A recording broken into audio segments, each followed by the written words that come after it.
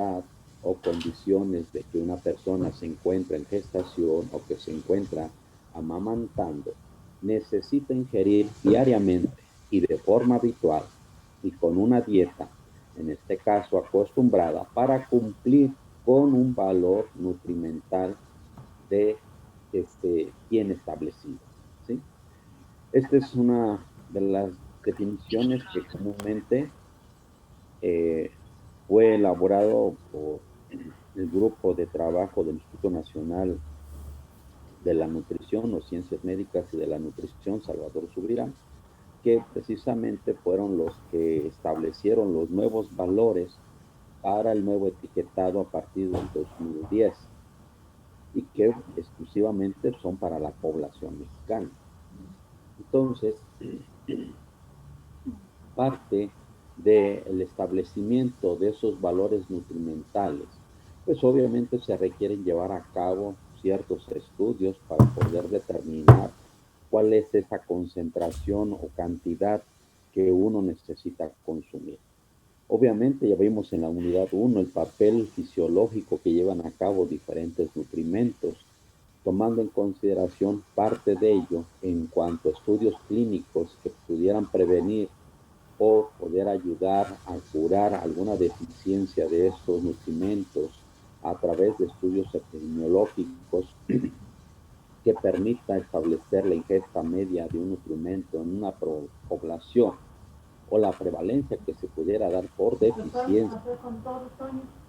Por ahí alguien tiene activado su micrófono, ¿nos podrían ayudar a apagarlo, por favor? En donde precisamente nos permiten establecer cuál pudiera ser el estado nutrimental de esa población con base a sus alimentos que consume habitualmente. Sí, Y obviamente el aspecto fisiológico bioquímico, donde nada más una precisamente con se leche, ¿para qué dos? ve el papel que desempeñan cada uno de ellos. Entonces, con base a esto, pues se puede determinar parte de estos requerimientos. Un aspecto muy importante es que existen diferentes factores que van a influir en los requerimientos nutrimentales. Por una parte se encuentra el estado fisiológico, como ya hablamos, que puede darse en una persona como en las mujeres, que pudiera estar en un periodo de gestación o en un periodo de lactancia.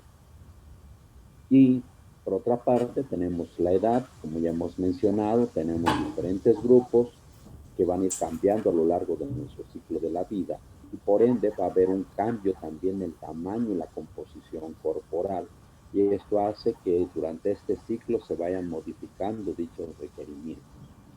Esto a su vez pues, va a estar asociado también a la masa y composición corporal que de manera particular pues el tejido músculo esquelético pues lleva a cabo la función de los procesos de contracción muscular y que eso pues está asociado también a la actividad que pudiera realizar una persona y que esto requeriría en un momento dado mayor o menor gasto, tomando en consideración que además del tejido muscular pues tenemos tejido graso, el cual obviamente pues no participa en esta actividad de los procesos de contracción. Por otra parte tenemos el sexo, comúnmente vamos a tener que en el caso de los requerimientos del hombre son ligeramente mayores al de la mujer y que también bajo ciertas situaciones pudiera darse que los requerimientos en los procesos fisiológicos de cada mes de las mujeres, pues sabemos que hay una pérdida irreversible de hierro, el cual obviamente pues va a afectar en este caso pues el estado de salud de las personas, sintiéndose más débil, ¿verdad? Por la pérdida de hierro que ya sabemos que cumple un papel importante en el pigmento de la sangre, que es la hemoglobina, y que tiene su función de transportar el oxígeno. La actividad física, pues obviamente va a depender el tipo de actividad física y la duración que nosotros vamos a llevar a cabo. Esto trae como consecuencia que durante dicho ejercicio vamos a perder agua y electrolitos a través del sudor, a través de la piel, ¿verdad? Y otros tejidos.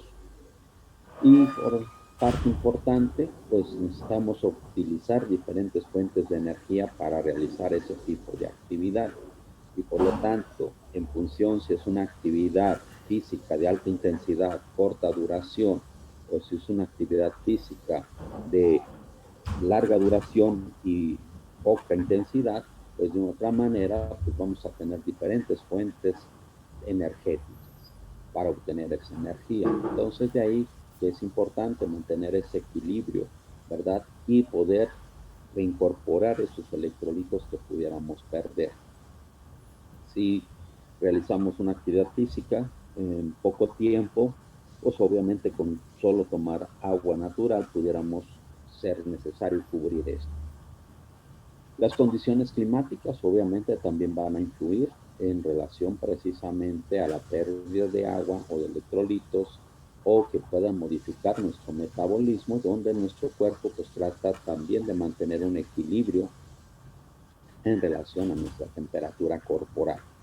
De ahí que comúnmente en condiciones climáticas frías nos da por consumir mucho alimentos calientes que permitan de otra manera poder restablecer parte de esta temperatura.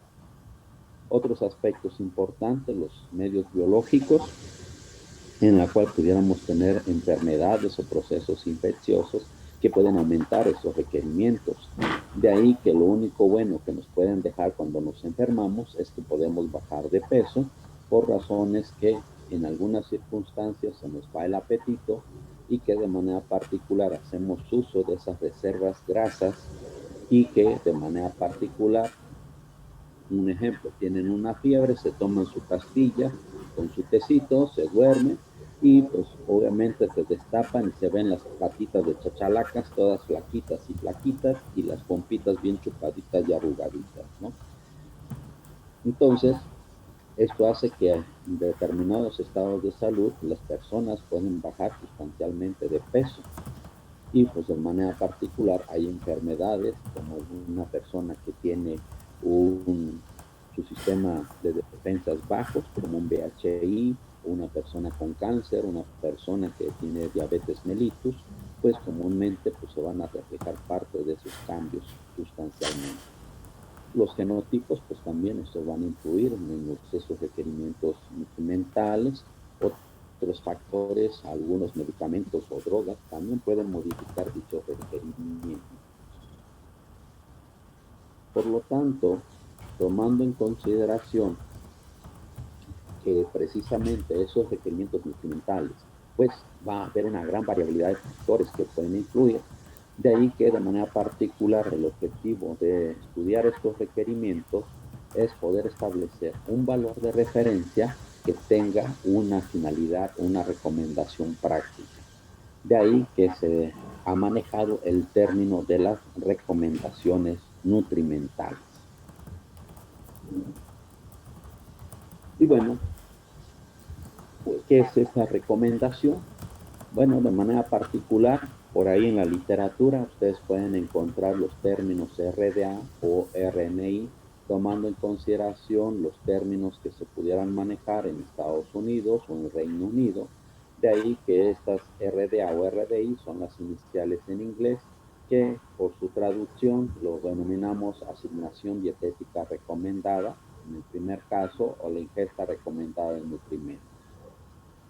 Y esta recomendación la podemos definir, entre otras, como una expresión numérica, es decir, una concentración que siempre se da en forma del promedio diario de las cantidades que se considera necesario ingerir de cada nutrimento o un componente de la dieta para poder mantener la salud de un individuo representativo de alguna de las varias categorías. Es decir, si hablamos de bebés, si hablamos de niños, si hablamos de adultos o personas de edad avanzada. ¿Sí? ¿Ok? ¿Vamos hasta aquí? Sí. ¿Le puede regresar dos nada más?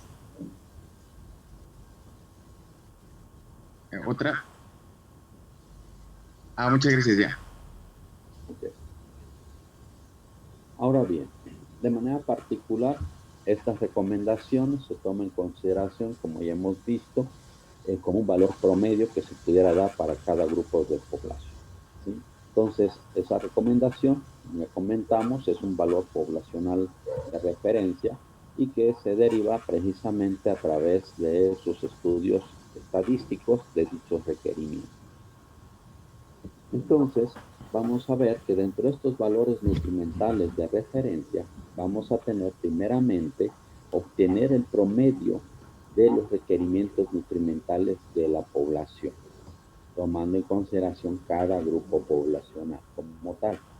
Y a partir de este promedio se establece lo que viene siendo la ingesta diaria recomendada, que propiamente considera, en este caso, 3 desviaciones estándar, donde se contempla aproximadamente el 97.5-98% de la población, y que comúnmente esta ingesta diaria recomendada se establece de acuerdo a la evidencia científica que se tenga para poder establecer precisamente dichos requerimientos.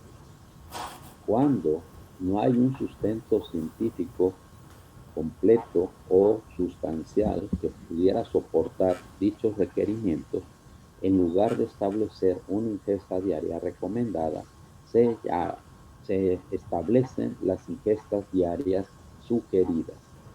Esto quiere decir que toda ingesta diaria sugerida puede tender a ser una ingesta diaria recomendada. De ahí que efectivamente, si ustedes han revisado el etiquetado nutrimental de los productos que se comercializan a partir del 2010, van a encontrar entonces que por una parte hay nutrimentos que nos establecen la IDR y por otra parte vamos a tener donde nos dicen una IDS. ¿Sí? No sé si los han llegado a notar o los han visto. El último de ellos, más que un valor nutrimental de referencia, tiene un carácter precautor. Desde el punto de vista toxicológico, todas las sustancias pudieran ser tóxicas, todo va a depender de su concentración. Esto establece entonces que un límite superior de consumo, que sería un valor recomendado, en la cual obviamente no pudiera presentarse ninguna afectación en un ser vivo, ya sea desde el punto de vista bioquímico, fisiológico, morfológico, de comportamiento. Por eso se establece esa concentración máxima, que en la cual obviamente no se pudieran manifestar estos cambios. De ahí que se le establezca más como un criterio precautorio. ¿Sí? Entonces, retomando parte de lo que ya establecimos, estos requerimientos nutrimentales de la población va a cubrir el promedio de esos requerimientos del 50% de esos individuos de cada grupo poblacional, y por consiguiente no pudiera cubrir la de la otra mitad de la población. Y este valor promedio es la base para poder establecer las recomendaciones de energía y del cálculo de las IDR. Y la ingesta diaria recomendada, como ya los comentamos, hay suficiente evidencia científica de los estudios fisiológicos que desempeñan cada nutriente, y esto se establece tomando dos desviaciones estándar, yo les había dicho tres, perdón, dos desviaciones estándar que, tomando en consideración a partir de la media que lo obtenemos precisamente del valor anterior, pudiéramos cubrir el 97.5% de esa población. De ahí que de manera particular estas IDR pudieran cubrir un exceso moderado de los requerimientos nutrimentales de la mayoría de estos individuos. Y en el caso de la ingesta diaria sugerida, pues ya lo habíamos comentado, toda IDS, que es, digamos, sería un valor provisional que pueda conducir a convertirse en una IDR, tomando en consideración nuevamente el 97.5-98% de la población. Ahora, algo muy importante, esto es con base a los individuos sanos, ya que, como ya mencionamos, las enfermedades, los procesos infecciosos van a modificar completamente dichos requerimientos. Entonces, esto se establece con base a personas sanas. Y lo que ya comentamos, este límite superior de consumo, que por ahí también en la literatura americana se le conoce precisamente como el límite superior tolerable. y en el Reino Unido, en este caso, como el límite superior seguro. ¿Sí? ¿Ok? Entonces, estos serían estos valores nutrimentales de referencia que nosotros tendríamos que cubrir para cada grupo de población. Esto es lo que trata de representar desde el punto de vista toxicológico, que cuando, en este caso, un animal de laboratorio, que son los que se utilizan para hacer estas pruebas de toxicidad, pues se le va a exponer a diferentes dosis o concentraciones y se va viendo precisamente aquella dosis en la cual nosotros no pudiéramos observar ningún cambio de tipo fisiológico, morfológico, bioquímico, de comportamiento, en la cual sería el límite superior de consumo o en la cual nosotros no observamos ningún efecto observable. ¿Sí? ¿Okay? Y bueno, de manera particular, por ahí, de acuerdo a la norma 051, que se modificó en el 2010 y que a partir de ahí se diferenció si teníamos IDR o IDF. Entonces de ahí tenemos, en este caso, para la población mexicana, los valores correspondientes de IDR y en su caso de las IDF. Entonces vemos de manera particular pues, los requerimientos de fibra dietaria, ¿verdad? De 30 gramos. En otras legislaciones manejan de 30 a 40 gramos de fibra, ¿verdad? Dependiendo precisamente de las condiciones de su población. Tenemos igual el caso de la vitamina C de 60 miligramos y tenemos igual el caso del fósforo de 664 miligramos. Y de los otros tenemos por ahí, en este caso, una IDF que, de acuerdo precisamente a esa evidencia científica, pues van a poder tender a hacer, en este caso, una IDR. ¿Ok?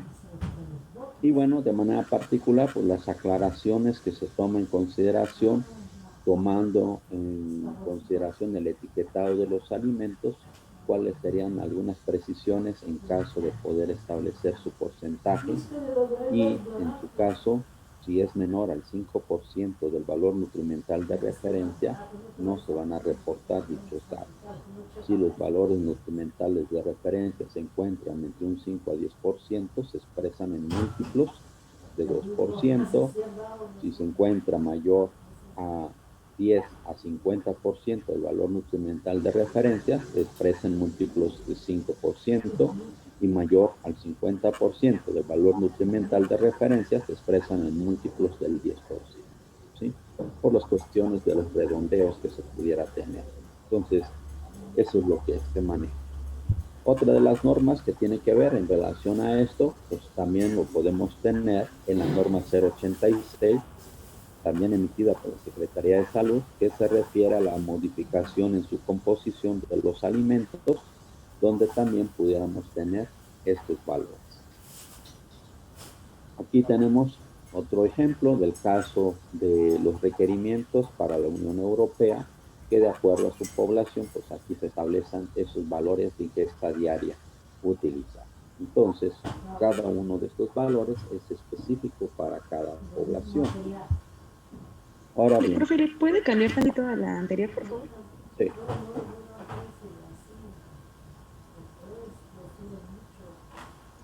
Listo, gracias.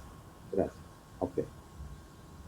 Ahora bien, por ahí ustedes también han visto que en el etiquetado frontal, donde ahora se manejan los octágonos, pues nos dan los porcentajes que están relacionados a los valores de referencia. Entonces, de manera particular, vemos que estos valores de referencia que tenemos para el valor energético se establece un valor de 2000 kilocalorías. En el caso de grasa total, para 70 gramos, ácidos grasos saturados 20 gramos, hidratos de carbono 260 gramos, azúcares 90 gramos, proteínas 50 gramos y sal 6 gramos.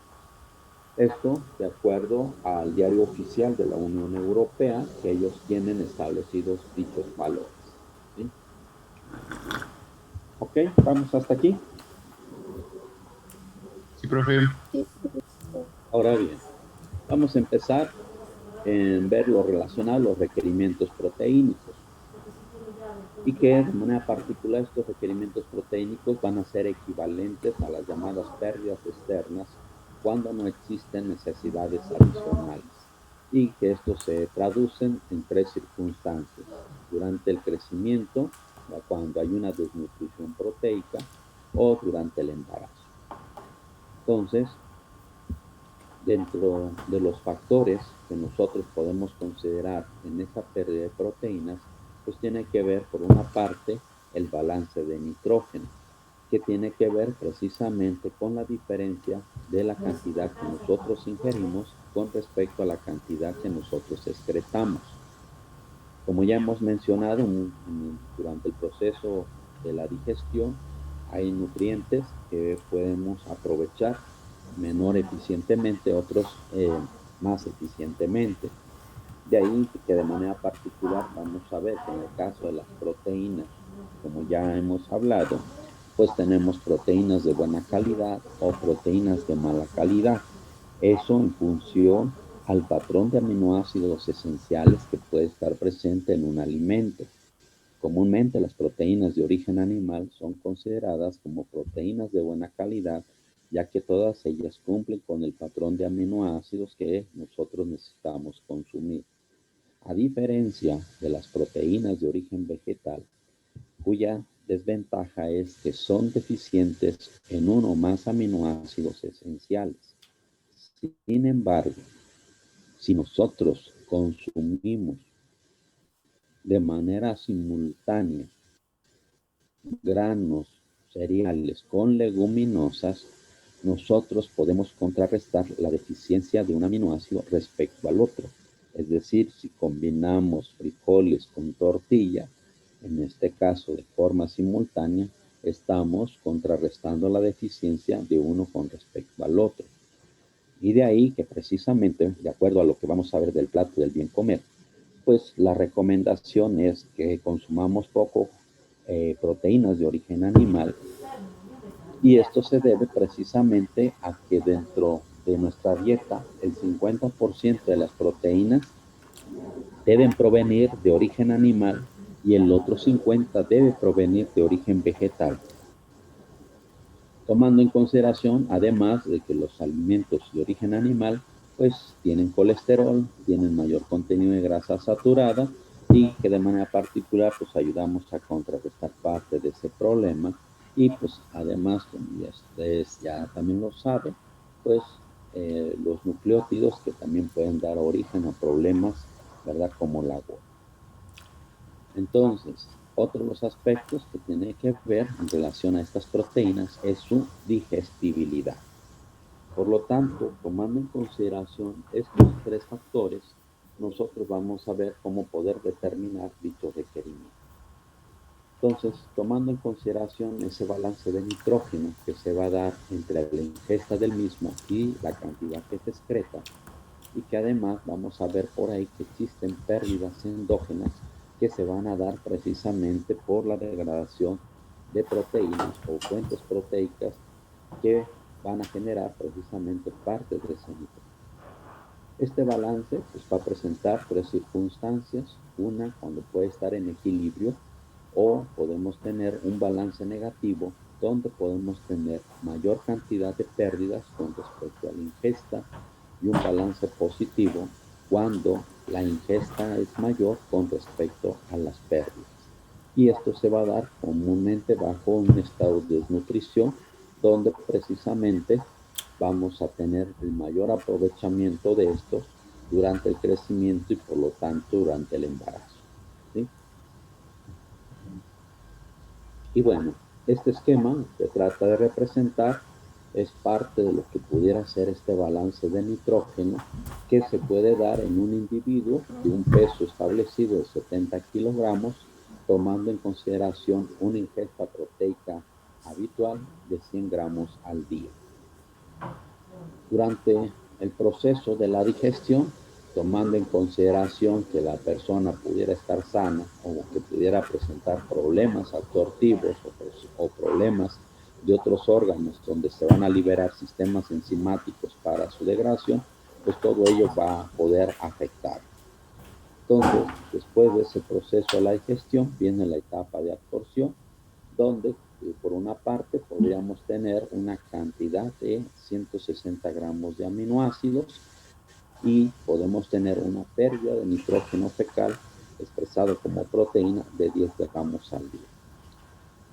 Ahora, por otra parte, también tenemos que parte de esas proteínas que se pudieran degradar, ¿verdad? Que comúnmente las podemos utilizar en recambios de proteínas del plasma, recambio de los glóbulos blancos, que son parte de nuestras defensas y que estos tienen vidas que permiten su degradación, lo mismo que pudiera ser en el caso de los eritrocitos, donde obviamente la hemoglobina se va a degradar, como ya lo hemos mencionado, entre otros, en el pigmento de la bilis, que es la bilirrubina, o recambio de proteínas del músculo. Por lo tanto, esto hace que pudiéramos tener una concentración de proteína endógena que se puede perder alrededor de 70 gramos al día. De ahí que los 100 gramos más los 70 gramos estaríamos hablando de un total de 170 gramos. Y esto hace entonces que de la cantidad que se absorbe serían 160 gramos y se eliminarían. Ahora bien, los aminoácidos que se van a absorber, comúnmente, ya nos explicaron, podemos utilizarlos para llevar a cabo diferentes procesos de síntesis en proteínas corporales de diferentes naturalezas, o bien pudieran sufrir un proceso de degradación en la cual pudiéramos tener una pérdida de nitrógeno urinario alrededor de 20 a 80 gramos al día, o pudiéramos tener otra pérdida a partir de la piel, ¿verdad? En forma de proteína como 2 gramos. De ahí que efectivamente, porque el sudor que se acumula en las bisagras de nuestro cuerpo, pues sirve como sustrato pues, para que los microorganismos generen esos malos olores. ¿Sí? Entonces, este es a grandes rasgos lo que pudiera ser utilizado de las pérdidas que se pudiera generar para poder establecer los requerimientos de proteína. El segundo aspecto, ya mencionamos, la calidad, tomando en consideración el patrón de aminoácidos esenciales o no esenciales que estén presentes en nuestro producto. De ahí que es muy importante que cuando se habla de poder utilizar diferentes fuentes proteicas alternativas a las tradicionales, pues es importante conocer precisamente entre ellos su contenido de proteína, su calidad de su proteína y por ende la digestibilidad, ya que comúnmente vamos a ver por ahí que el método utilizado para determinación de proteína es el método de Kelda, y ese método de Kelda nos permite determinar el contenido de nitrógeno total. Ese nitrógeno total puede ser de origen proteico o puede ser de origen no proteico. Por lo tanto, el nitrógeno no proteico va a contribuir sustancialmente al contenido de proteína cuando lo multiplicas por ese factor. Entonces, de ahí que es muy importante que no todo ese nitrógeno es proteína. Por lo tanto, el otro aspecto que vamos a ver es la digestibilidad. De ahí entonces que podemos tener que las proteínas de origen animal comúnmente vamos a tener una digestibilidad del 90% y las proteínas vegetales entre un 60 y 70%. Esto implica entonces que entre más se asemeje el patrón de aminoácidos de un alimento con respecto al patrón de aminoácidos de referencia, obviamente esa proteína nosotros la vamos a aprovechar más eficientemente. ¿Ok? ¿Vamos hasta ahí? ¿Me podría volver a explicar eso? Lo de ¿Cuál? los aminoácidos, por favor. ¿Desde dónde? En cuestión de conforme más se asemejen, más vamos a poder aprovechar, o sea, como para que me quede más claro. Sí. Entonces, mencionábamos por ahí que tenemos los aminoácidos esenciales y no esenciales. Los esenciales son aquellos que tu organismo no puede sintetizar, por lo tanto los tienes que adquirir a través de la dieta. Ya nos hablaron también sus compañeros de aminoácidos semi-esenciales en determinadas circunstancias, como el crecimiento o algunos periodos fisiológicos, vamos a necesitar una mayor concentración que la síntesis interna no es suficiente para cubrirlo. Entonces, Obviamente esos alimentos cuyo patrón de aminoácidos esenciales se asemejen más al patrón de aminoácidos que nosotros requerimos consumir, esa proteína va a ser más eficientemente aprovechada por nosotros. ¿Sí? Sí, profe, gracias. ¿Sí? Ok. Vamos a continuar entonces. Bueno, esto es lo que ya tenemos. La clasificación de estos aminoácidos, ya nos hablaron sus compañeros, y aquellos precursores a través del cual nosotros podemos sintetizar. ¿Sí? Ahora bien, comentábamos entonces que esas proteínas de buena o mala calidad, pues tiene que ver en relación a este patrón de aminoácidos. Entonces, la desventaja de las proteínas de origen vegetal es que estos son deficientes en uno o más aminoácidos esenciales. Sin embargo, si nosotros combinamos los cereales con las leguminosas, como así nos lo indica el plato del bien comer, esa es parte de la explicación por la cual nos dicen que hay que combinarlos, ya que en el caso de las leguminosas, sus aminoácidos esenciales que se encuentran deficientes es la metionina, la cisteína, que son los aminoácidos azufrados, y el fitosano. Sin embargo, ellos son ricos en aminoácidos como la lisina y la treonina. Sin embargo, en el caso de los cereales, vemos que su deficiencia van a ser precisamente la lisina y la isoleucina. Y por otra parte, estos son ricos en aminoácidos azufrados como la cisteína, la metionina, así como también treonina y triptófano. Por lo tanto, si los consumimos, vemos que ambos contrarrestan sus deficiencias. ¿Sí? ¿Se entendió?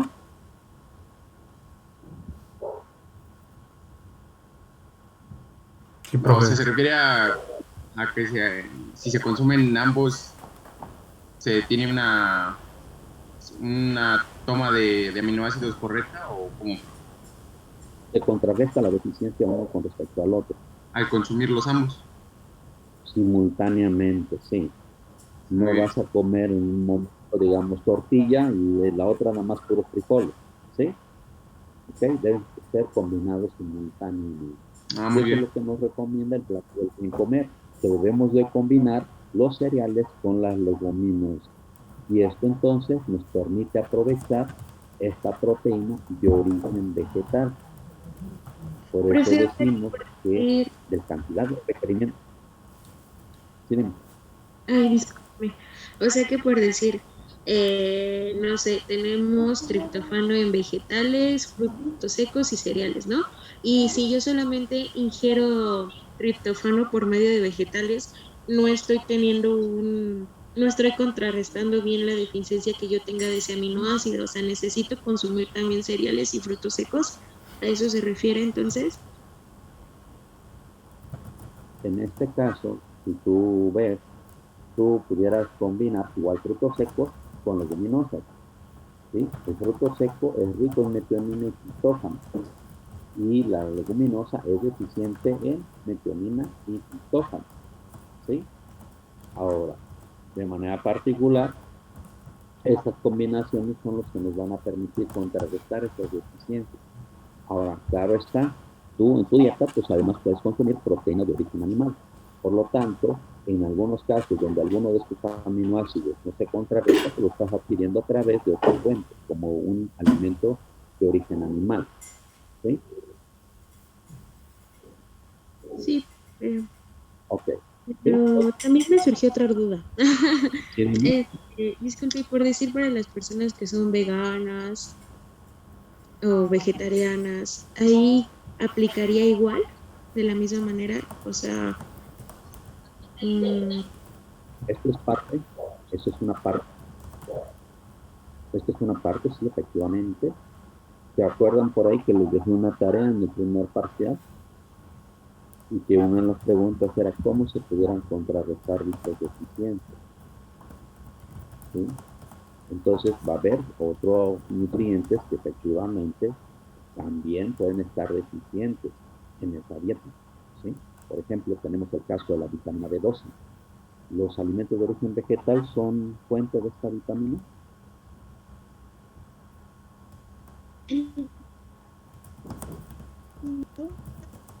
Perdón, no te escucho.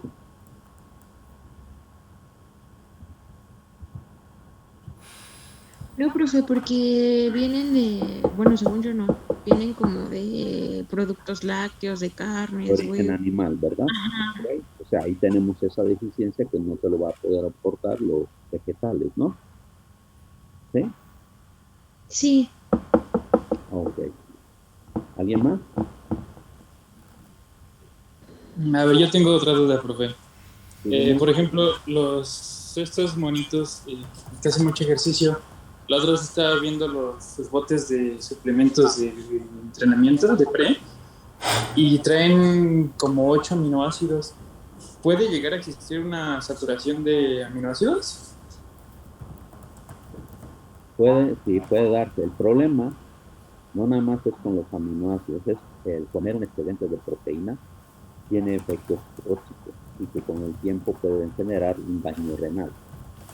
Entonces, es uno de los problemas que se pudiera dar en este caso de deportistas o las personas que consumimos una gran cantidad de proteína, pues van a dar problemas con el tiempo, problemas renales o incluso también, como ya lo hemos mencionado, eh, hablan no tanto de los suplementos, de comer carne, una cantidad de carne, pues además los problemas que se puede dar por el metabolismo de los nucleótidos de purina y en el caso particular de estos aminoácidos, sobre todo ellos que necesitan específicamente más por el tipo desde el desarrollo de masa muscular es el consumir los aminoácidos de cadena ramificada, específicamente que son los que tienen mayor efecto para el desarrollo de esa masa muscular.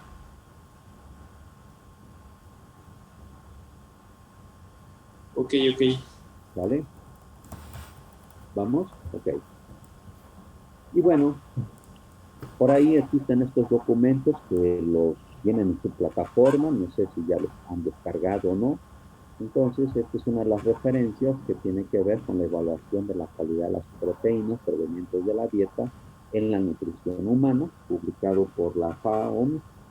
Y bueno, aquí tenemos algunos de estos patrones de referencia que ya mencionamos, que es establecido por la Organización Mundial de la Salud, así como también por la FAO y la Universidad de las Naciones Unidas, donde se establecen precisamente dichos requerimientos que debemos de cumplir.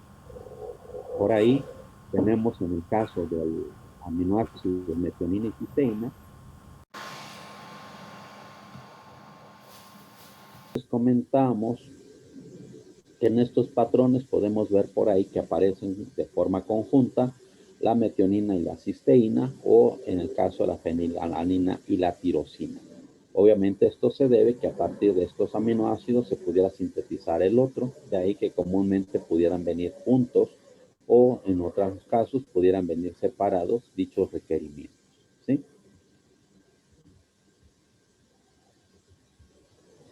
Igual aquí tenemos esta otra referencia, que por ahí también en un momento dado pueden sufrir cambios estos patrones que se establecen, tomando en consideración la cantidad de ese aminoácido por cada gramo de proteína, o en este caso la cantidad de proteína que necesitaríamos por cada 100 gramos de proteína, ¿sí? Ahora bien, el tercero de los aspectos... profe, perdón que lo interrumpa, pero me surgió una duda. Sí, dime. Es que en las tablas viene que esas cantidades de proteínas, bueno, de aminoácidos que debemos de consumir vienen en miligramos y en gramos por día. Hasta abajo viene a partir de qué edad, que dice de un año hasta creo que adultos, me parece, que leí. Y mi duda fue, entonces, por decir, nuestro cuerpo a partir del año sintetiza de la misma manera que un adulto las proteínas, o sea, la ingesta de proteínas ya debe de ser balanceada a partir del año, y antes del año no, y como, ¿por qué? O sea, me surgió como Porque, esa duda. porque todo tu sistema fisiológico, la producción de enzimas y todo eso, pues no está todavía madurada, digamos. Y que por otra parte también otro de los aspectos, pues no les das proteína antes del año a estos niños porque pueden generar una respuesta alérgica por desconocer parte de esas proteínas. Un cuerpo extraño lo identifica y pudieran generar alergias. De ahí que no es recomendable que a esos niños se les dé estas proteínas, ¿verdad? Antes de ese periodo. Y claro, ya a partir de ese momento, pues se supone que ya hay una maduración donde las personas o los niños de esa edad ya empiezan a desarrollar todos sus sistemas fisiológicos, ¿no? Ah, ok. Vale, gracias. El tercer componente es la digestibilidad. Entonces, por ahí recordarán que las proteínas tienen diferente conformación estructural, que va desde una estructura primaria hasta una estructura cuaternaria. Y que de manera particular, pues cada una de estas estructuras, ¿verdad? Van a presentar ciertas conformaciones que van a permitir facilitar o no que las proteínas puedan ser degradadas. Y por otra parte, sabemos que estas proteínas pueden sufrir diferentes interacciones, diferentes reacciones que también pudieran afectar su aprovechamiento o su biodisponibilidad. Por ahí recordarán el caso de la reacción de Maillard, donde hay una interacción de los azúcares reductores con los grupos amino de aminoácidos y proteínas. ¿Y qué es lo que sucede? Que los aminoácidos esenciales, como pudiera ser la lisina, al interactuar con esta reacción, pues ya no estaría biodisponible. Entonces de ahí que sería uno de los efectos que pudiéramos tener por esa reacción. O igual pudiéramos tener algunas otras interacciones con lípidos formando lipoproteínas o pudieran unirse a ciertos iones o ácidos nucleicos. Otra parte también es muy importante que existen los llamados factores antinutricios o factores antinutricionales, que entre ellos vamos a tener algunos que son inhibidores de proteasas, que precisamente pueden inhibir a esas proteasas que se van a producir durante el proceso de la digestión y por lo tanto, al inhibirlas, estas no van a poder actuar sobre las proteínas para que nuestro cuerpo las pudiera aprovechar. Por otro lado, pues tiene que ver con el tamaño y la superficie de esa partícula de proteína y obviamente sabemos que las proteínas pueden sufrir un proceso de desnaturalización, sobre todo cuando tenemos tratamientos térmicos, que en un momento dado esto pudiera favorecer la desnaturalización de las mismas para que esos sitios donde las proteasas puedan actuar y reconocer sus sitios puedan entonces favorecer más rápidamente su proceso de la digestión, ¿sí? De ahí entonces, por ejemplo, que nosotros dentro de los factores antinutricios lo vamos a tener ahí en el caso del huevo, que cuando lo consumimos crudo, pues estos presentan este factor antinutricio y por lo tanto evitan también la absorción de algunas vitaminas, ¿sí? Entonces, eso es otro de los aspectos que también pudiéramos tener. Y las diferencias biológicas entre individuos, que por ahí han ido a hablar, en el caso de las personas que no pueden digerir las proteínas del gluten y por lo tanto, pues no se puede aprovechar esa proteína. O si pudiéramos tener deficiencias de algunas enzimas que permitan poder metabolizar algunos aminoácidos, pues también esto nos va a generar incluso problemas de salud, ¿sí? Entonces, todos estos factores van a afectar precisamente que esas proteínas las pudiéramos aprovechar más eficientemente o menos eficientemente. ¿Ok? Sí, profe. ¿Sale? Ahora bien, entonces, cuando comentamos de poder utilizar diferentes fuentes alternativas de proteínas, pues es importante evaluar precisamente la calidad de estas nuevas fuentes de proteínas como alternativa a las proteínas tradicionales. Y bueno, a grandes rasgos, pues igual todas estas proteínas también se han evaluado pues para poder establecer su digestibilidad. Entonces, podemos utilizar métodos químicos, métodos biológicos. Los métodos químicos, pues propiamente se basan en poder determinar químicamente parte de estos componentes. Primeramente, tenemos que el conocer si un alimento es fuente de proteína y cuánto tiene de proteína. Ya mencionamos el método clásico, es el método de Kjeldahl, que nos permite determinar el contenido de nitrógeno total, que multiplicado por un factor convencional de 6.25, obtenemos el porcentaje de proteína. ¿Sí? Por otra parte, comentamos que uno de los factores que también van a intervenir es el balance de nitrógeno. Por lo tanto, ese balance de nitrógeno, que es esa diferencia del nitrógeno ingerido menos el nitrógeno excretado, que comúnmente se utiliza para establecer algunos métodos biológicos, tomando en consideración la medición del nitrógeno que podemos excretar a través de la orina, a través de las heces. Por ahí existe otro parámetro que se llama la graduación química, o también conocido como score químico. Y este score químico nos dice que es la relación de la cantidad de un aminoácido limitante en la proteína que se esté estudiando con respecto al mismo aminoácido que pudiera estar presente en una proteína de referencia, como pudiera ser la clara de huevo. Esto expresado en un porcentaje, ¿sí? Ese sería la graduación o el score químico. Y por ahí también vamos a ver una combinación de lo que es un método químico con un método biológico, que se conoce como el PDCAAS, que lo vamos a ver más adelante, que es la digestibilidad corregida por su score químico. De ahí que sea un método combinado. Por ahí también existen otros métodos que se conoce como la determinación de lisina disponible, que es precisamente lo que pudiera ocurrir cuando algunas fuentes de estos alimentos puedan sufrir algunas interacciones y por lo tanto esa lisina ya no está biodisponible. Entonces, son métodos químicos que nos pudieran permitir determinar parte de esta calidad.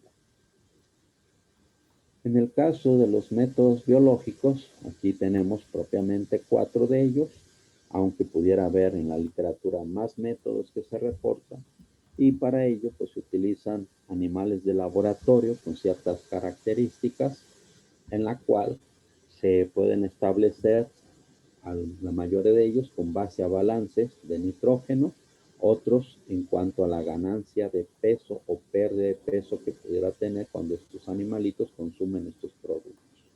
Entonces vamos a tener en el caso del valor biológico, la utilización neta de proteína o NPU, o el PER, que es el coeficiente de eficiencia proteica, y les comentaba del PDCAAS, que es la puntuación química corregida por su digestibilidad. Entonces vamos a ver algunos aspectos relacionados a esto. Profe, ¿le podría regresar a la anterior diapositiva súper rápido? Gracias. Y de nada. Entonces, en el caso del valor biológico, nos dice que es la relación que vamos a tener entre el nitrógeno retenido con respecto al nitrógeno absorbido, ¿sí? Entonces, tomando en consideración parte de los procesos del balance de nitrógeno que se va a dar. Esto nos va a poder permitir ver la utilidad de esa proteína para el crecimiento como para el mantenimiento corporal. Es decir, de esa cantidad que nosotros absorbemos, cuánto en realidad vamos a dar aprovechados para estas funciones. De ahí que entonces este valor va a ser en función precisamente del proceso de absorción, ¿sí? Entonces, de lo que comentamos hace rato en cuanto al patrón de aminoácidos, ¿verdad? De esas proteínas, si esa tiene una composición de aminoácidos similar al patrón de aminoácidos esenciales, pues esa proteína pudiera ser más eficientemente retenida por el cuerpo. Entonces, comparando una proteína de origen animal con una vegetal, pues tenemos que el huevo tiene un valor de 100 y el maíz un valor de 60. ¿Qué implica entonces? Que si ese valor biológico es de 60, quiere decir que el 60% de la proteína absorbida es retenida para ser utilizada por el cuerpo, ¿sí? Si lo tomamos en consideración del cociente y despejamos el nitrógeno absorbido por ese valor biológico, pues precisamente el 60% de esa proteína absorbida va a ser retenida. ¿Ok? El valor de utilización neta de proteína nos dicen que es igual al valor biológico multiplicado por la digestibilidad y que esto es igual a la relación del nitrógeno retenido con respecto al nitrógeno consumido. Entonces, ya anteriormente habíamos visto que el valor biológico es la relación del nitrógeno retenido con respecto al nitrógeno absorbido.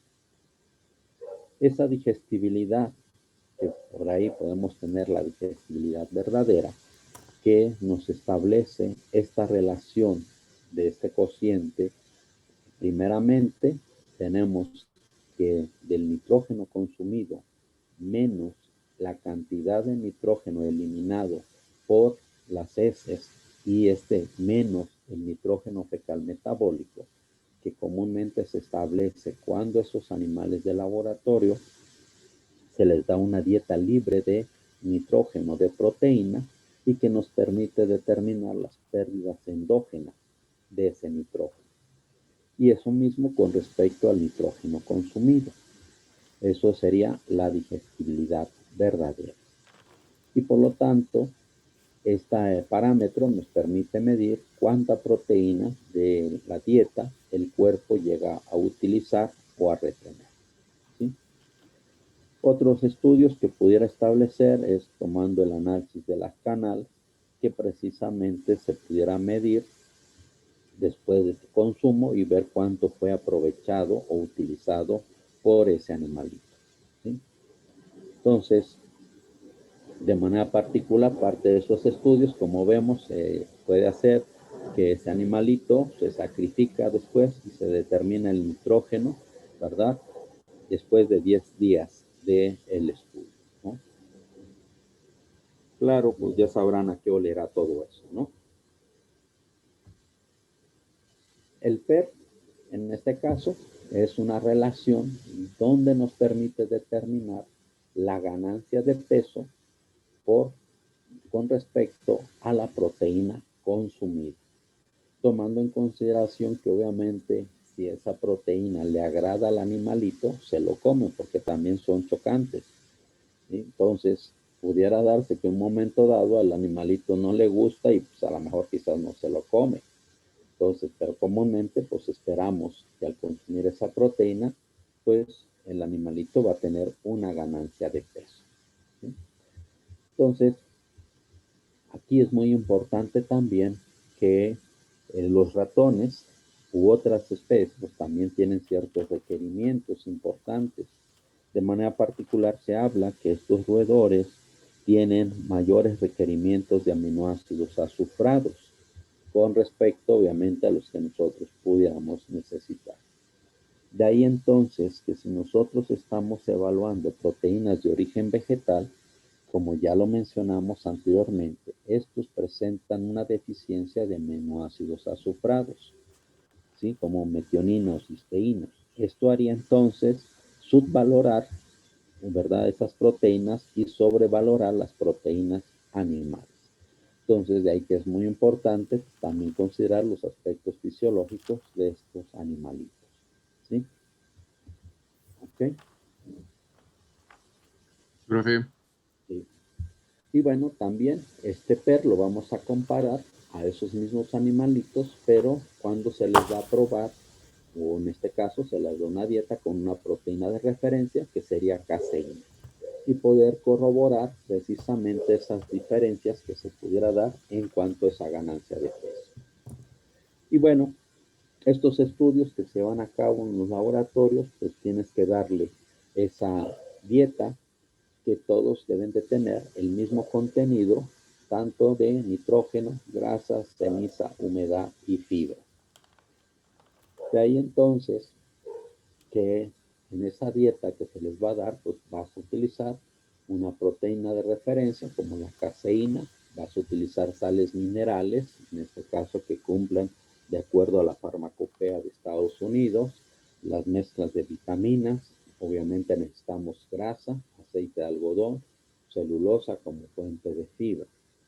Entonces, dentro de estos estudios, pues comúnmente vas a utilizar animales de laboratorio que sean machos entre una edad entre 21 y 28 días de nacidos y que estos tengan una diferencia en peso menor o igual a 10 gramos. Como ya mencionamos, el peso es un factor que modifica los requerimientos.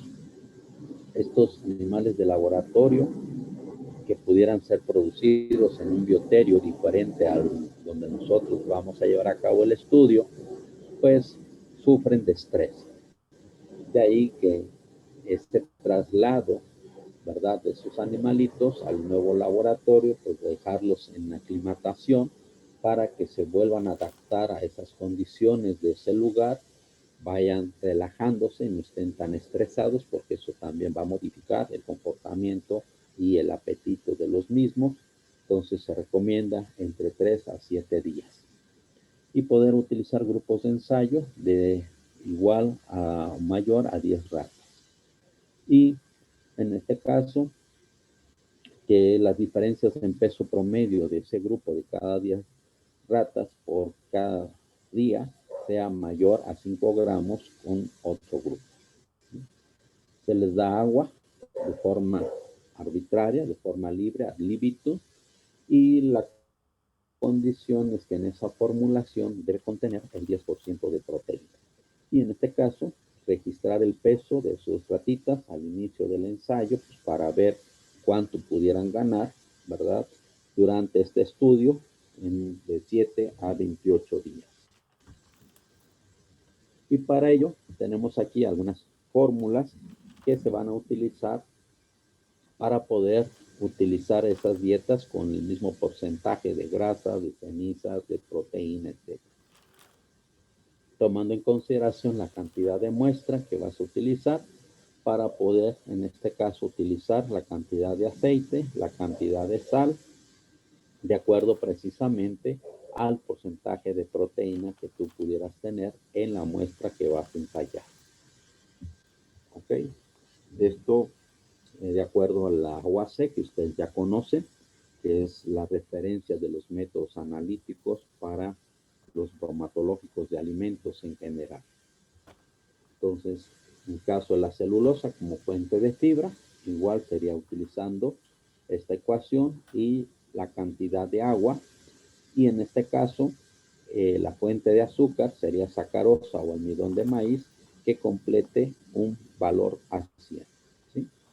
Entonces, Profe, ¿podría regresar súper rápido a la anterior diapositiva? Gracias. nada. Y con esto ya vas a tener tus fórmulas iguales. Y bueno, después de analizar la ganancia de peso, pues sacas en relación para ese grupo y tomando en consideración también para la proteína de referencia. ¿Sí? Y con eso poder determinar, pues, si esa proteína pudiera ser buena o no pudiera ser buena. Entonces, de ahí que es importante que cuando se hable de eso, no nada más decir, ah, tiene tanta proteína. Sí, perfecto, pero a ver, ¿hiciste alguna prueba para saber qué tanto se está aprovechando por el cuerpo? Si no, pues quiere decir pues que no es tan fiable, ¿no? ¿Ok? El otro es el PDCAS. Por ahí, los que tengan calculadora, por favor, consíganse una. Vamos a ver el ejemplo, cómo poder determinar este PDCAS. Entonces nos dice que es el score químico corregido por su digestibilidad.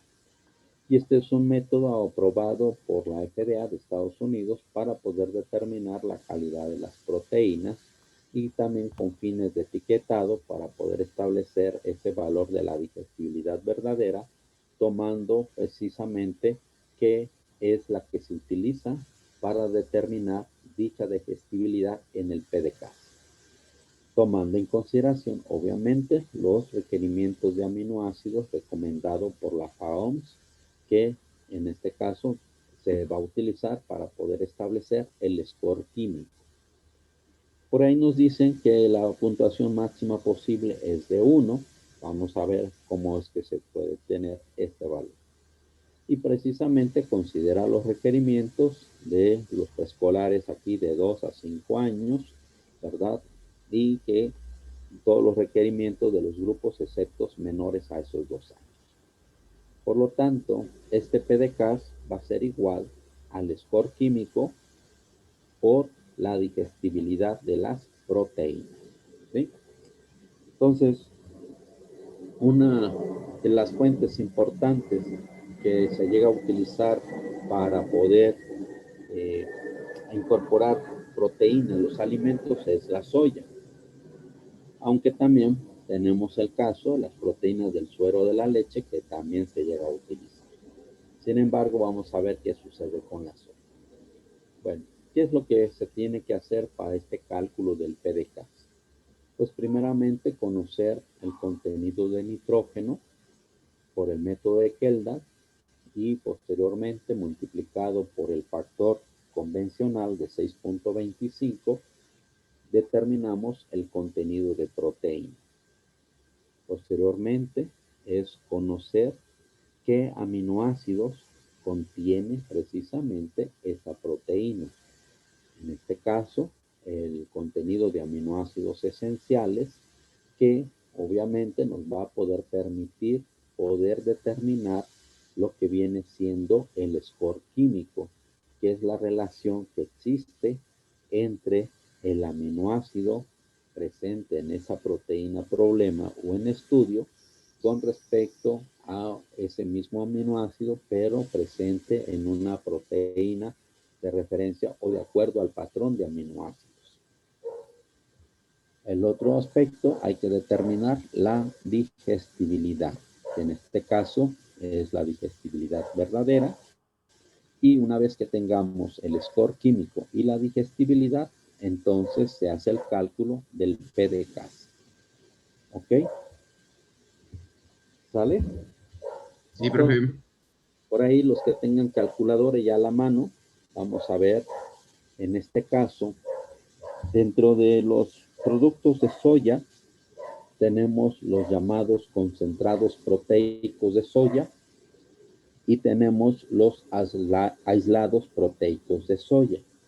La diferencia entre uno y otro es que el concentrado pudiera tener alrededor de un 70% de proteína y el aislado alrededor de un 90% de proteína. Esto en función de que si eliminamos parte de los componentes de ese concentrado, por efecto de concentración aumenta el contenido de proteína. Entonces, aunque el título aquí nos hace referencia de la digestibilidad de la proteína de soya aislada, se refiere a que es un aislado proteico de soya. ¿Sí? ¿Se entiende eso? Sí, profe. Ok. Entonces, tenemos ahí el patrón de aminoácidos que conforma este aislado proteico, donde ya mencionamos, tenemos la suma de metionina y cisteína con fenilalanina y tirosina. La primera columna nos da precisamente contenido de proteína de soya aislada, que tiene que ver, en este caso, para cada uno de estos aminoácidos por gramo de proteína. La segunda columna ya considera aquí la digestibilidad corregida para cada aminoácido. En este caso, este aislado proteico de soya tiene una digestibilidad del 97%. Entonces, lo que hacen aquí es que a cada aminoácido lo corrige directamente por su digestibilidad. Entonces, multipliquen 26 por 0.97.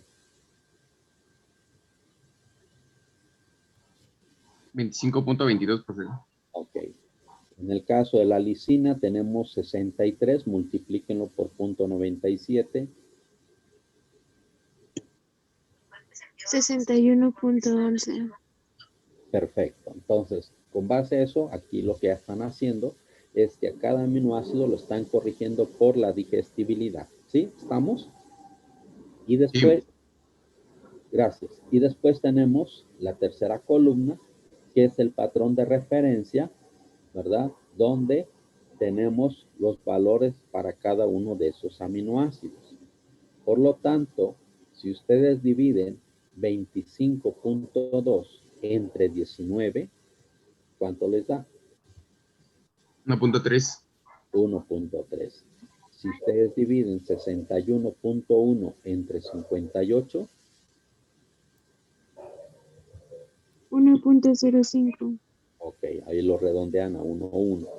Si divides 25.2 entre 25, pues, Ah, 1. no. pues nos da 1, ¿sí? Entonces, si vemos en todas las relaciones, vemos entonces cuál sería ese PDK. Y por lo tanto, en este caso, ¿cuál es el valor más bajo? Pues tenemos un valor de 1, que es característico que los aminoácidos limitantes de una proteína, en este caso de la soya como una leguminosa, es deficiente en aminoácidos esenciales, como la metionina y la cisteína. Por lo tanto, estos son los aminoácidos limitantes que están presentes, obviamente, en la leguminosa, ¿sí?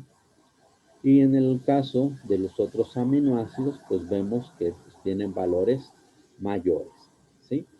De ahí entonces que ustedes han oído hablar el término limitante, que es aquel que vamos a encontrar en menor proporción. Los que ya llevaron sus cursos de ingeniería, pues obviamente hacen sus balances de materia de acuerdo al al componente limitante, que es aquel que se encuentra en menor proporción. Entonces sería algo similar. ¿Sí? ¿Se entendió?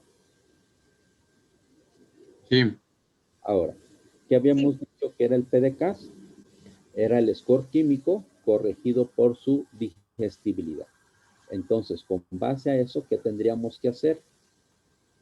Vamos a dividir 26 entre 19. ¿Cuánto les da?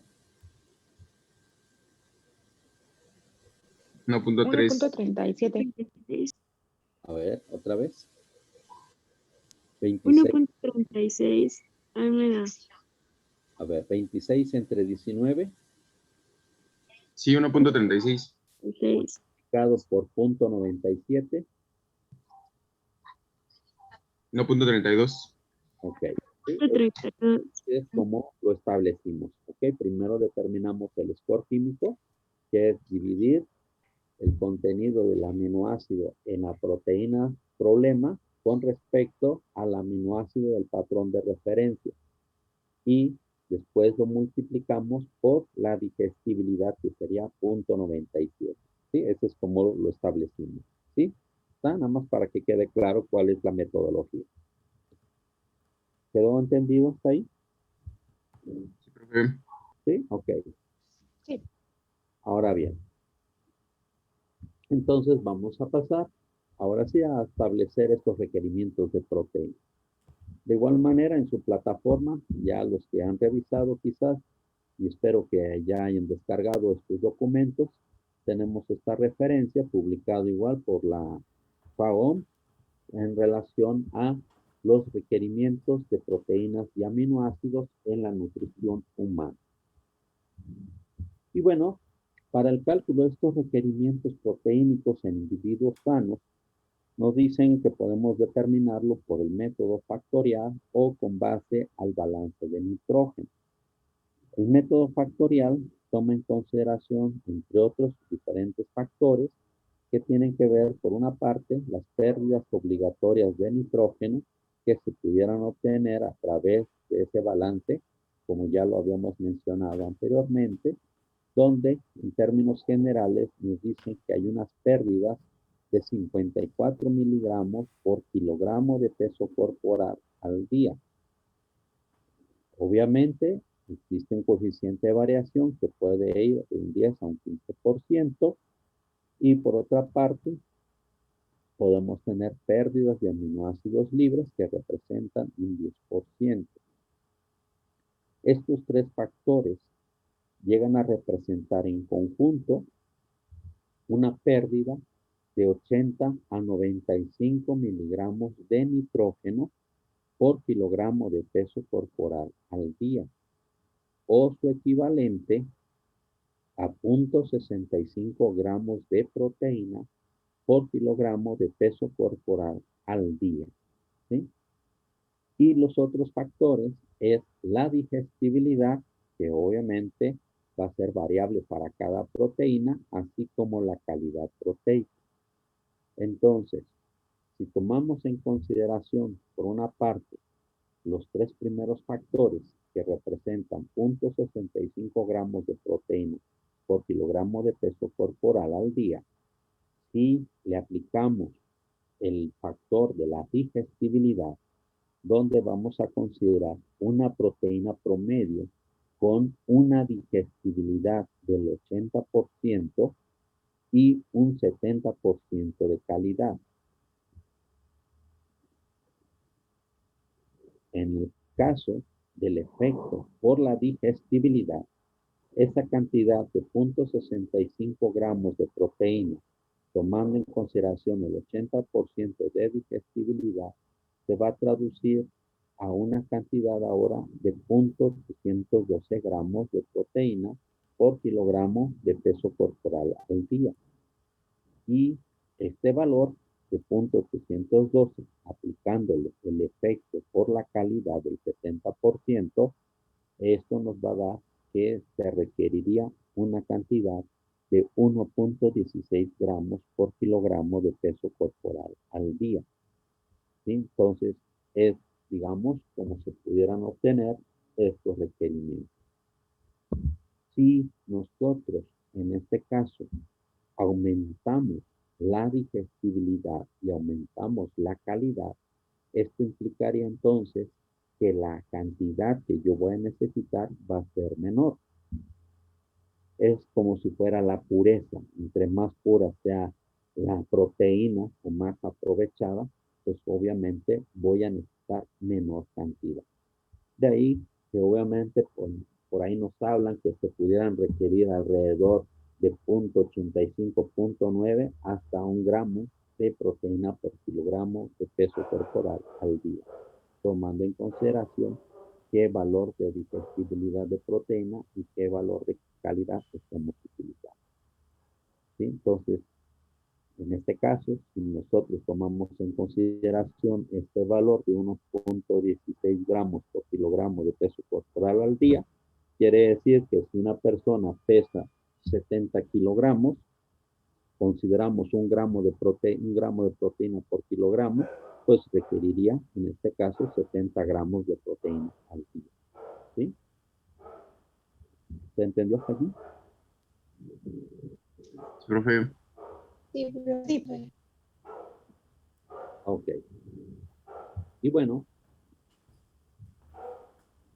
el otro método es usando el balance de nitrógeno, que en este caso pues nosotros no lo vamos a realizar, donde se toma en consideración la cantidad de nitrógeno ureico urinario recolectada, orina de 24 horas, cuando este paciente tiene una dieta libre de proteína durante este periodo, es decir, no consume nada de proteína.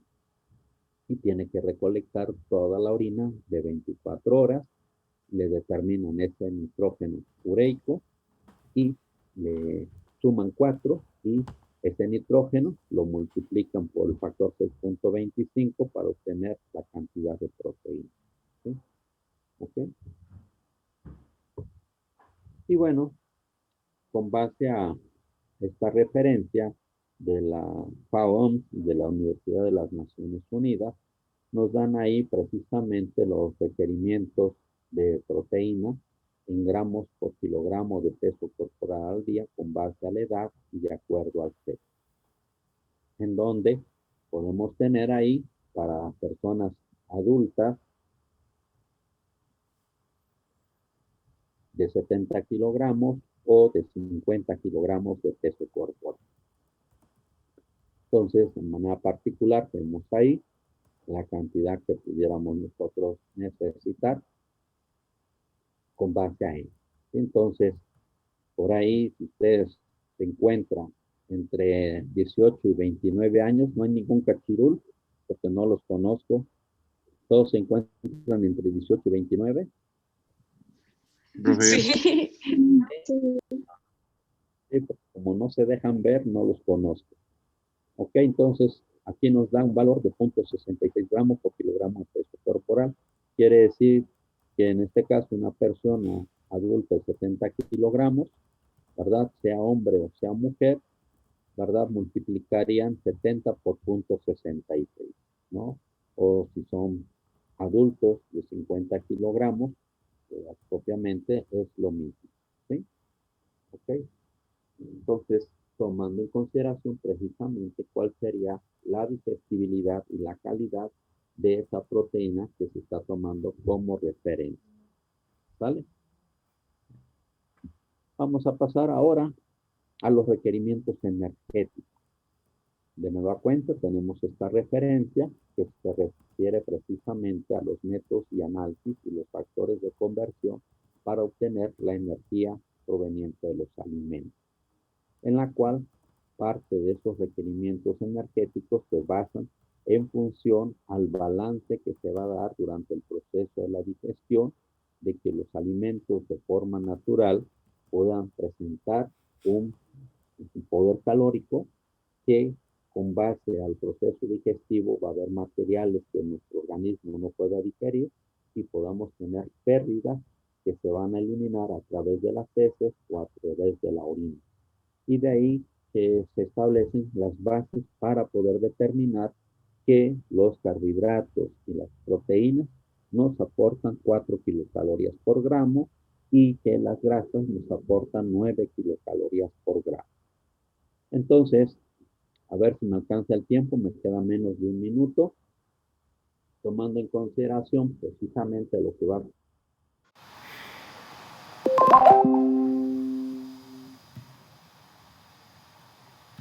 donde pues, obviamente nosotros vamos a consumir estos alimentos provenientes de la dieta, en la cual vamos a tener que después de esto hay un proceso de absorción que va a transportarlos a través de la sangre, ¿verdad? Después de 2 a 3 horas de cada comida. Y posteriormente vamos a tener una liberación de esos combustibles almacenados durante un proceso o etapa post-absortiva que comúnmente pudiera darse durante el sueño, ¿verdad? O durante un reposo prolongado o un ejercicio, ¿verdad? Prolongado.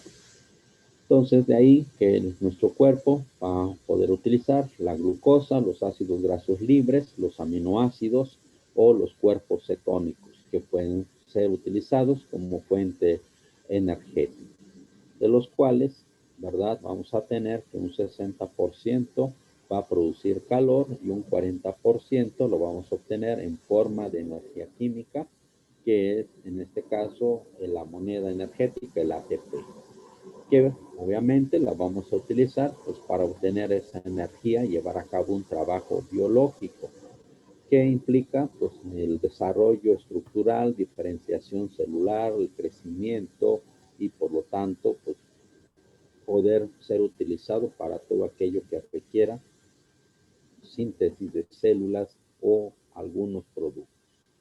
Y vamos a tener como salida, pues obviamente, que parte de esa energía nosotros lo vamos a utilizar entre un 60 y un 70% para poder cubrir nuestros requerimientos de lo que se conoce como la tasa metabólica basal, que comúnmente se da para una etapa de reposo y que cuando nosotros realizamos una actividad física a través de los procesos de contracción muscular, vamos a gastar alrededor del 25 al 30% de dicha energía.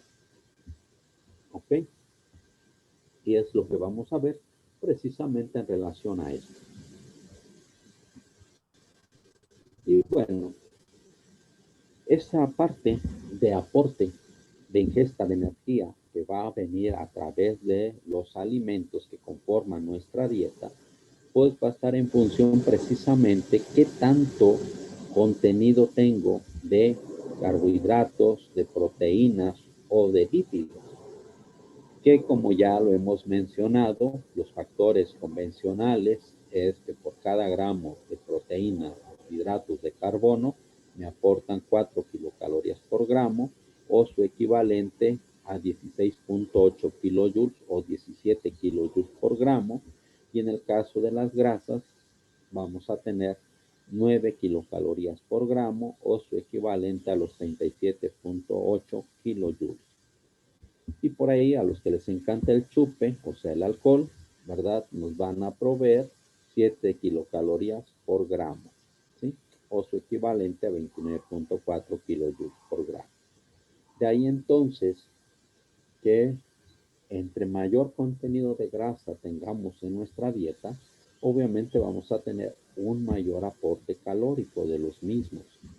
Esto implica entonces que de esa cantidad que yo estoy ingiriendo de alimentos y de los cuales yo voy a obtener energía, pues obviamente la tengo que gastar o la tengo que utilizar para poderla llevar a cabo, ya sea para realizar un trabajo biológico, un trabajo metabólico de biosíntesis, un trabajo celular de procesos de eliminación o de transporte con gasto energético, y por lo tanto para realizar un trabajo mecánico que tiene que ver con el ejercicio o la actividad física.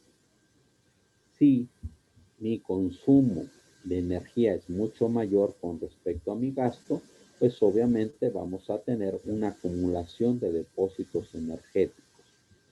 Y si yo tengo un menor aporte de energía y tengo un mayor gasto energético, pues de otra manera podemos hacer uso de nuestras reservas energéticas para poder contrarrestar dichas deficiencias. Si nosotros tenemos un aporte de energía y un gasto energético igual, pues obviamente mantenemos ese equilibrio energético. Por lo tanto, si nosotros queremos bajar de peso, pues por una parte tengo que disminuir mi aporte calórico, mi ingesta de energía, y por otra parte, pues tengo que hacer una actividad física que me ayude precisamente a utilizar esas reservas para poderlas gastar y poder, en este caso, a bajar de peso. Ahora bien, esta fase de ingesta de energía pues es tan complicada como nuestra propia vida. No es nada sencillo. ¿Por qué? Porque en esta fase de aporte van a existir muchos factores que van a influir para que, obviamente, nosotros, por una parte, consumamos alimento y por otra parte, diferentes factores que la van a influir. De ahí entonces que, retomando parte de lo que ya hablamos, ese equilibrio se puede dar bajo estas tres circunstancias. Hay un balance positivo, hay un balance negativo, que ya los explicamos relativamente con base a la explicación anterior. Y por otra parte, ¿qué es lo que va a suceder? Bueno, el contenido energético de un alimento, ¿cómo lo podemos determinar? Por una parte, sabemos que sus alimentos los podemos analizar a través de un calorímetro o una bomba calorímetrica y nos puede determinar la cantidad de energía que nos puede proveer. Y por otra parte, lo podemos hacer considerando la composición química de acuerdo a su contenido de carbohidratos, de lípidos y de proteínas. Entonces, si nosotros conocemos cuánto me aporta de carbohidratos, hidratos de carbono, de grasa y proteína, pues podemos utilizar los factores de conversión correspondientes para cada contenido. En este ejemplo, vamos a suponer que tenemos 21 gramos de carbohidratos lo multiplicamos por su factor de conversión, que son 4 kilocalorías o 16.8 kilojoules, y en el caso de las grasas, los 6 gramos lo multiplicamos por su factor de conversión en kilojoules, y en el caso de las proteínas, lo vamos a multiplicar por su factor igual. Y la suma de todos ellos es la cantidad de energía que me están proveyendo, ¿sí? Que es lo que comúnmente se utiliza en relación al etiquetado nutrimental de los alimentos que ustedes consumen y que se supone pues, que ustedes ya lo vieron. ¿Sí? ¿Estamos de acuerdo hasta aquí? Sí, profe. ¿Sí? Sí. Ok. Entonces, con eso podemos conocer la cantidad de energía. ¿Y de dónde surgen precisamente estos factores de conversión? Tomando en Profe, consideración. Sí. ¿Ya se me acabó el tiempo? me parece que ya son las 11:30. Sí, Bueno, no me regalas ni un minuto. Ya sé que fuiste puntual, pero bueno, no dejas nada. Bueno, vamos viendo hasta aquí, jóvenes.